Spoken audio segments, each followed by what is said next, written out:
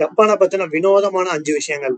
Japan மக்கள்லாம் பாத்தீங்கன்னா மழை காலத்துல வந்து கொடைய வந்து வாடகைக்கு விடுவாங்க. அதாவது அம்பர்லா ஷேரிங் சிஸ்டம்னு சொல்லி அங்க ஒண்ணு இருக்குது.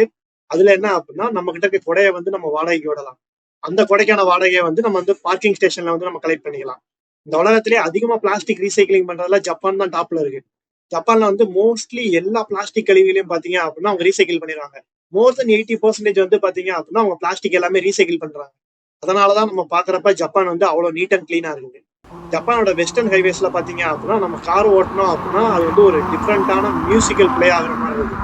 இந்த மாதிரியான ரோட கன்ஸ்ட்ரக்ட் பண்றதுக்கு ரீசன் என்னன்னு பாத்தீங்கன்னா அவங்க டூரிசம் அட்ராக்ட் பண்றதுக்காக அது மாதிரி பண்ணிருக்காங்க.